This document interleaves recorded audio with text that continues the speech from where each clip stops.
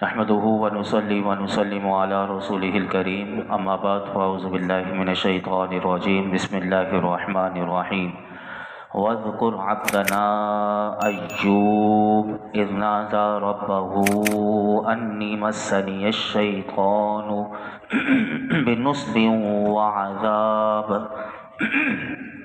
اور ہمارے بندے ایوب کو یاد کرو جب اس نے اپنے رب کو پکارا کہ مجھے شیطان نے تکلیف اور ایذا پہنچائی۔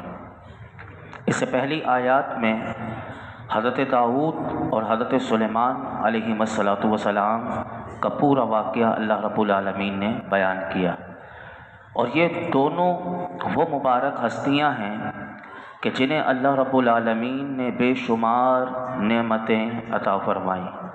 اب یہاں سے اللہ تعالیٰ نے حضرت ایوب علیہ السلام کا واقعہ یاد دلایا اور فرمایا کہ یہ وہ مبارک ہستی ہے کہ جنہیں اللہ تبارک و تعالیٰ نے طرح طرح کی آزمائشوں کے ساتھ خاص فرمایا۔ ان واقعات کو بیان کرنے کا جو مقصد اور مقصود ہے وہ ان کی سیرت میں غور و فکر کرنا ہے۔ گویا کہ حضور علیہ السلام سے اللہ تعالیٰ نے اور آپ کی وسیلے سے آپ کی امت تک یہ پیغام پہنچایا کہ گویا کہ اللہ تعالیٰ نے ارشاد فرمایا، اے پیارے حبیب صلی اللہ علیہ وسلم، آپ اپنی قوم کی جہالت پر صبر فرمائیں، کیونکہ دنیا میں حضرت داؤد اور حضرت سلیمان علیہ السلام سے زیادہ نعمت، مال اور وجاہت والا کوئی نہیں تھا، اور حضرت ایوب علیہ السلام سے زیادہ مشقت اور آزمائش میں مبتلا ہونے والا کوئی نہ تھا۔ یعنی ان تینوں ہستیوں کا بیان کر کے فرمایا کہ آپ ان انبیاء کرام علیہ السلام کے احوال میں غور فرمائیں تاکہ آپ جان جائیں کہ دنیا کے احوال کسی کے لیے ایک جیسے نہیں ہوتے، اور یہ بھی جان جائیں کہ عقل مند کو مشکلات میں کیا کرنا چاہیے، یعنی صبر کرنا چاہیے۔ یہاں پر اس آیت کریمہ میں غور کریں تو حضرت ایوب علیہ السلام نے فرمایا کہ مجھے شیطان نے تکلیف اور ایذا پہنچائی۔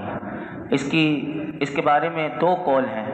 مفسرین کا ایک قول اس کے بارے میں یہ ہے کہ تکلیف اور ایذا سے مراد آپ کی بیماری اور آپ کی جو شدت، جو مشقتیں آپ کے اوپر آئی تھیں وہ مراد ہو سکتی ہیں، اور ایک قول مفسرین نے اس کے بارے میں یہ لکھا کہ اس سے مراد بیماری کے درمیان شیطان کی طرف سے ڈالے جانے وہ وسوسے ہیں کہ جو ناکام ثابت ہوئے۔ حضرت ایوب علیہ السلام کو آزمائش میں مبتلا کیے جانے کے مختلف اسباب علماء نے لکھے، لیکن میں ایک سبب آپ کے سامنے بیان کر دیتا ہوں۔ ابو البرکات عبداللہ بن احمد نسوی رحمۃ اللہ علیہ آپ فرماتے ہیں کہ اللہ تعالیٰ نے کسی خطا کی وجہ سے حضرت ایوب علیہ السلام کو آزمائش میں مبتلا نہیں کیا، بلکہ آپ کے درجات کو مزید بلند کرنے کے لیے اللہ تعالیٰ نے حضرت ایوب علیہ السلام کو آزمائش میں مبتلا کیا۔ اور میں یہ پہلے بھی عرض کر چکا ہوں کہ جو انسان دنیا میں آیا ہے اس کے ساتھ آزمائش ہمیشہ رہے گی، آزمائشیں آتی رہیں گی۔ وہ حدیث پاک میں ابھی آپ کے سامنے عرض کرتا ہوں کہ یہ کیوں آتی ہیں۔ آزمائشیں رہیں گی، ہمیشہ رہیں گی، مرتے دم تک رہیں گی، لیکن اس سے پہلے ایک عقیدہ یاد رکھیے گا، اور وہ یاد رکھنے والی جو بات ہے وہ یہ ہے کہ اچھے اور برے تمام افعال جیسے ایمان اس کی ضد کفر، اطاعت اس کی ضد معصیت، تو یہ چار چیزیں ہیں۔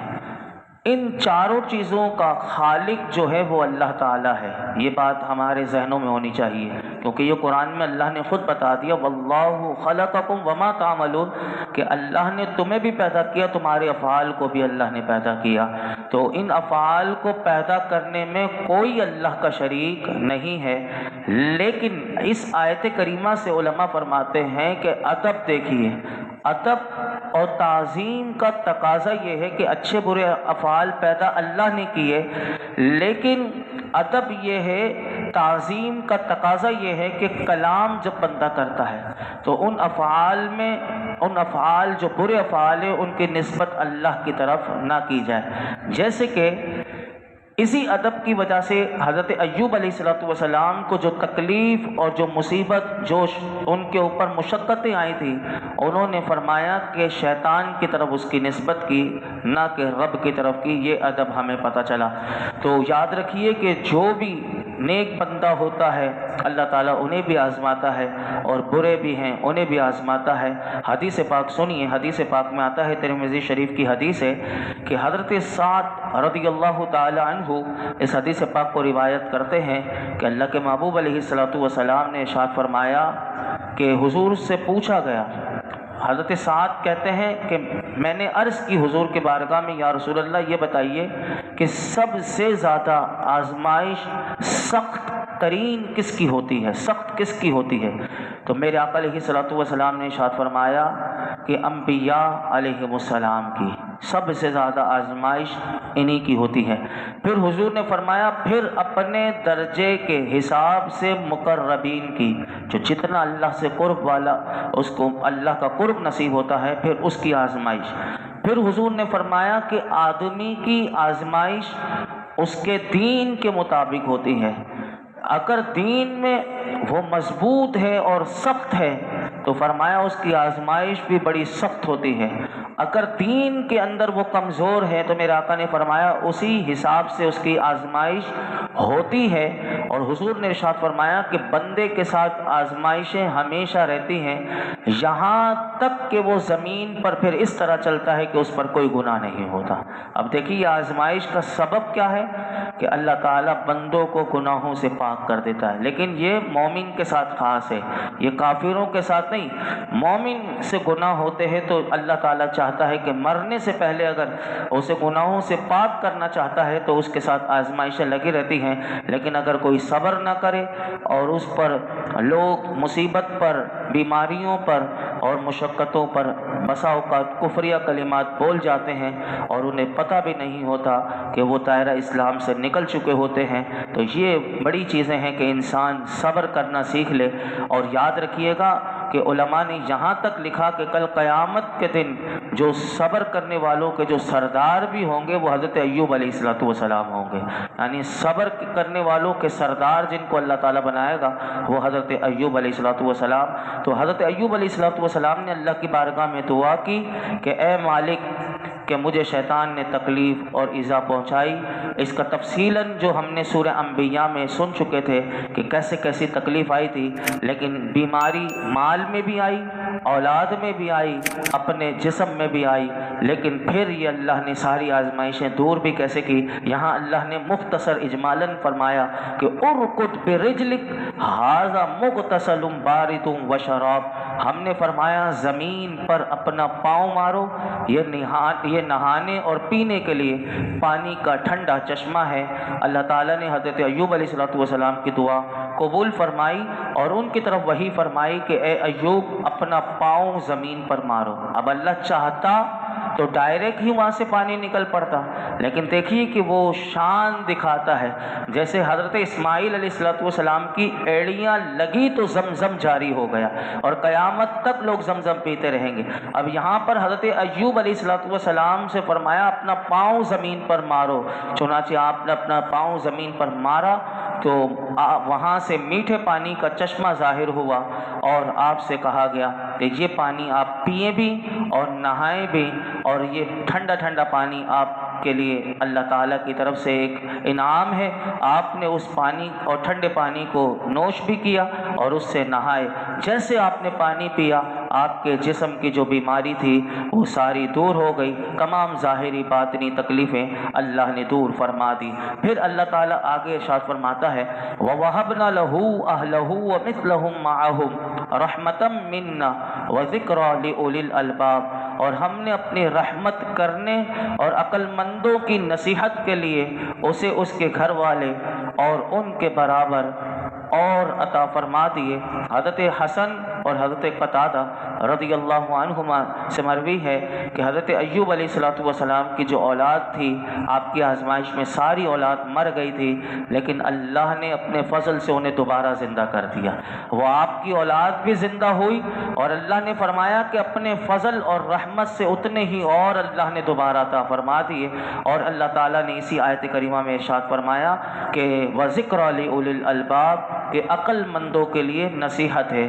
اب عقل مند جو ہیں وہ نصیحت ان چیزوں سے حاصل کرتے ہیں۔ تو مفسرین فرماتے ہیں کہ حضرت ایوب علیہ السلام کو اللہ تعالیٰ نے آزمائش میں مبتلا کیا، انہوں نے صبر کیا، ان کی آزمائش ختم ہوئی، ان کی تکلیفیں دور ہوئیں، تو انہوں نے اللہ کی بارگاہ میں شکر ادا کیا۔ تو فرمایا اس میں عقل مندوں کے لیے بہت بڑی نصیحت ہے کہ ان کے اوپر بھی مصیبت اگر آ جائے تو کبھی بھی مصیبت پر بے صبری نہیں کرنی چاہیے، واویلا نہیں کرنا چاہیے، بلکہ مصیبت دور ہو جائے۔ یہ ادب ہمیں اس آیت کریمہ سے ملا کہ بندہ مصیبت لوگ دور نہیں کر سکتے، ہم لوگوں کو بتاتے ہیں، ہم لوگوں سے اپنی وہ مصیبتیں شیئر کرتے ہیں، بلکہ اللہ رب العالمین کی بارگاہ میں انسان اپنی مصیبتیں عرض کرے تو جب وہ اللہ اس کی مصیبت دور کر دے تو عقل مند کو چاہیے کہ پھر وہ اللہ کا زیادہ شکر ادا کرے۔ آگے ارشاد فرمایا وَخُذْ بِيَدِكَ ضِغْثًا فَاضْرِب بِّهِ وَلَا تَحْنَثْ إِنَّا وَجَدْنَاهُ صَابِرًا نِعْمَ الْعَبْدُ إِنَّهُ أَوَّابٌ، اور فرمایا اپنے ہاتھ میں ایک جھاڑو لے کر اس سے مارو اور قسم نہ توڑو، بے شک ہم نے اسے صبر کرنے والا پایا، وہ کیا ہی اچھا بندہ ہے، بے شک وہ بہت رجوع لانے والا ہے۔ اس آیت کریمہ میں اللہ رب العالمین نے بیماری کے زمانے میں حضرت ایوب علیہ السلام نے ایک قسم کھائی تھی، اس قسم کو نہ توڑنے کا اور اس قسم کو کیسے پورا کیا جائے گا اس کا حیلہ بتایا۔ اس کے دو سبب ہیں اور دونوں سبب میں آپ کے سامنے عرض کر دیتا ہوں جو مفسرین نے لکھا۔ پہلا سبب مفسرین نے تفسیر بیضاوی میں یہ لکھا کہ بیماری کے زمانے میں حضرت ایوب علیہ السلام کی زوجہ جو آپ کی اہلیہ تھیں وہ ایک بار کہیں کام سے باہر گئیں، تو دیر سے وہ آپ کی خدمت میں حاضر ہوئیں، تو اس پر آپ نے قسم کھائی کہ میں تندرست ہو کر اسے 100 کوڑے ماروں گا۔ جب حضرت ایوب علیہ السلام صحت یاب ہوئے تو اللہ تعالیٰ نے حکم دیا کہ 100 کوڑے نہیں بلکہ قسم کو پورا کرنے کے لیے فرمایا کہ آپ انہیں جھاڑو ماریں اور اپنی قسم نہ توڑیں۔ چنانچہ حضرت ایوب علیہ السلام نے 100 تیلیوں والی ایک جھاڑو لے کر ایک ہی مرتبہ اپنی زوجہ کو لگا دی اور اس طرح وہ آپ کی قسم نہیں ٹوٹی۔ ایک سبب یہ ہوا۔ دوسرا سبب یہ بیان کیا گیا، وہ اعلیٰ حضرت نے لکھا کہ اپنی فتاوی رضویہ میں اس کا سبب یہ لکھا کہ حضرت ایوب علیہ السلام اللہ کے پیارے نبی ہیں، اور نبی کی آزمائش اور ابتلا کے دور میں جو آپ کی جو پاکیزہ بیوی تھی، اب یہ نہیں کہ کسی بہت بری وجہ سے، اس درمیان اعلیٰ حضرت نے یہ لکھا کہ ان کا نام پہلے لکھا کہ رحمہ بنت افرائیم یا میشا بنت یوسف بن یعقوب بن اسحاق بن ابراہیم، یہ وہ دونوں میں سے کوئی آپ کی زوجہ تھی۔ فرماتے ہیں کہ یہ اس وقت کیونکہ آپ کا مال، اسباب، اولاد سب تباہ ہو چکا تھا، یعنی ختم ہو گیا تھا، تو آپ کی زوجہ محنت کر کے آپ کے لیے خوراک کا انتظام کیا کرتی تھی۔ اب دیکھیے کیسی بیوی کہ اپنے شوہر کے لیے محنت مزدوری کر کے وہ خوراک مہیا آپ کو کرتی تھی۔ ایک دن اعلیٰ حضرت فرماتے ہیں کہ انہوں نے اپنے شوہر کی خدمت میں زیادہ کھانا پیش کیا تو حضرت ایوب علیہ السلام کو گمان ہوا شاید کہ وہ کسی کا مال خیانت کر کے شاید زیادہ لے کر آ گئے اور مجھے زیادہ دے دیا، تو آپ کو غصہ آیا، تو آپ نے قسم کھائی کہ میں اس کو 100 چھڑی ماروں گا۔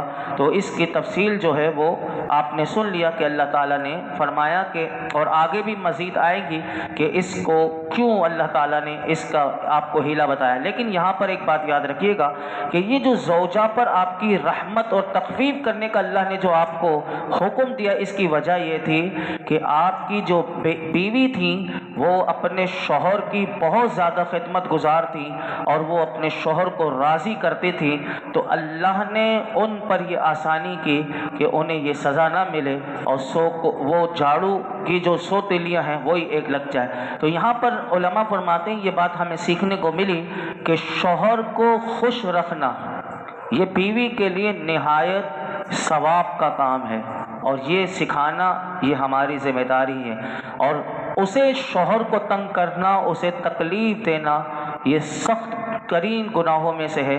اور ہمارے یہاں تو شوہر تو خوش رہے نہ رہے، بیویاں یہ چاہتی ہیں کہ وہ ہمیں خوش رکھیں بس، اور نہ خوش رکھا جائے تو ہمارے یہاں معاشرے میں اب جو نظر آتا ہے وہ یہ نظر آتا ہے کہ معمولی سی بات پر اپنی خواہش جو ان کی بیویوں کی ہوتی ہے وہ نہ پوری کی جائے تو وہ شوہر سے طلاق کا مطالبہ کرتی ہیں، اور یہ حرکت شوہر کے لیے نہایت تکلیف دہ ہوتی ہے۔ میں صرف حدیث مبارکہ آپ کے سامنے عرض کر دوں کہ جو ہم بتا سکتے ہیں آگے۔ حضرت ثوبان رضی اللہ تعالیٰ عنہ سے روایت ہے کہ اللہ کے محبوب علیہ الصلوۃ والسلام نے ارشاد فرمایا، جو عورت بغیر کسی حرج کے، کوئی وجہ نہیں، اور وہ شوہر سے طلاق کا سوال کرے، میرے آقا نے فرمایا اس پر جنت کی خوشبو حرام ہے۔ اسی طرح حضرت ثوبان ہی اس حدیث پاک کو، دوسری حدیث پاک کو بھی روایت کرتے ہیں کہ نبی کریم صلی اللہ علیہ وسلم نے ارشاد فرمایا کہ جس عورت نے بغیر کسی وجہ سے اپنے شوہر سے خلا لی تو وہ جنت کی خوشبو نہ سونگھ سکے گی۔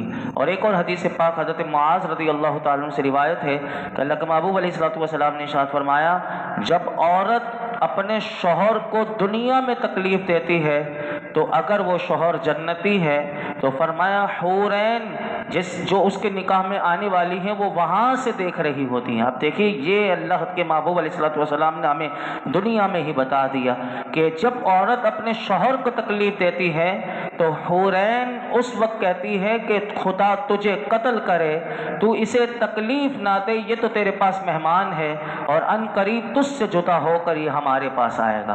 یعنی وہاں سے حور کہہ رہی ہوتی ہے کہ اے عورت تو اسے تکلیف نہ دے تو خدا تجھے قتل کرے۔ تو یہ کتنا بڑا پیغام ہے، اگر یہ عورتیں سمجھ جائیں تو اللہ تعالی ہماری عورتوں کو عقل سلیم اور ہدایت عطا فرمائے۔ آخری بات سن لیجئے اسی آیت کے ضمن میں کہ شرعی ہیلہ کیا ہوتا ہے، جو اس میں ہیلہ جو آپ نے جو قسم کھائی تھی اس کا ہیلہ یہاں پر علماء فقہاء کرام کہتے ہیں اس آیت سے شرعی ہیلوں کے جواز پر استدلال یعنی دلیل پکڑی گئی۔ اب یاد رکھیے گا کون سا ہیلہ جائز ہے، کون سا ہیلہ مکروہ ہے۔ جائز ہیلہ میں بعد میں بتاتا ہوں، پہلے یہ سن لیجئے، جو ہیلہ کسی کا حق مارنے کے لیے، کسی میں شبہ پیدا کرنے کے لیے یا باطل سے قریب ہونے کے لیے دیا جائے وہ ہیلہ مکروہ ہے، وہ علماء نے اس کو مکروہ لکھا۔ اور جو ہیلہ اس لیے کیے جائے کہ آدمی حرام سے بچ جائے یا حلال کو حاصل کر لے تو وہ اچھا ہے۔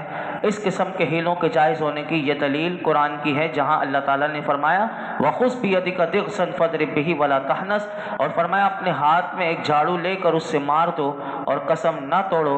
لیکن علماء نے یہاں بات لکھی کہ ہر ایک کو، عوام کو چاہیے کہ وہ خود سے ہیلہ کرنا نہ سیکھ لیں کہ قرآن نے اجازت دی تو وہ بھی ہیلہ کرنا شروع کر دیں، بلکہ بعض ہیلے ایسے ہوتے ہیں جنہیں شریعت بالکل منع کرتی ہے، اور بعض اوقات لوگ ہیلہ کرنے میں ایسی غلطی کرتے ہیں کہ جس کی وجہ سے ہیلہ ہوتا ہی نہیں۔ تو یہ اگر کبھی شرعی ہیلہ کرنا بھی پڑ جائے تو کسی قابل اعتماد مفتی کی بارگاہ میں جائیے اور اسے اپنا مسئلہ بیان کیجئے تو وہ آپ کو بیان کریں گے۔ اور اللہ تعالیٰ نے فرمایا کہ ہم نے حضرت ایوب کو جان، مال، اولاد میں آزمائش کی، لیکن انہیں ان تمام چیزوں میں صبر کرنے والا پایا، اور وہ کیسے ہی اچھے بندے ہیں اور اللہ کی طرف رجوع کرنے والے ہیں۔ حضرت عبداللہ بن مسعود رضی اللہ تعالیٰ عنہ فرماتے ہیں کہ کل قیامت کے دن صبر کرنے والوں کے جو سردار ہوں گے وہ حضرت ایوب علیہ السلام ہوں گے۔ اللہ تعالیٰ ہم سب کو بھی صبر کی دولت عطا فرمائے۔ آج ہماری زندگیوں میں بڑی بے صبری ہے، ہر کام میں ہم بے صبر ہو گئے۔ اللہ تعالیٰ یہ بے صبری اور برائی سے ہمیں بچنے کی توفیق عطا فرمائے۔ الحمدللہ رب العالمین والصلاة والسلام علی سید الانبیاء والمرسلین وعلی آلہ واصحابہ اجمعین۔ یا اللہ پاک جو کچھ سنایا اس میں کوئی غلطی کوتاہی معاف فرما۔ اپنی بارگاہ میں قبول فرما، نماز عشاء ادا کرنا اپنی بارگاہ میں قبول فرما، درود و سلام پڑھنا اپنی بارگاہ میں قبول فرما۔ رب کریم ہم سب کے صغیرہ کبیرہ گناہوں معاف فرما، ہماری، ہمارے والدین کی، میرے آقا کے تمام امت کی بے حساب مغفرت فرما۔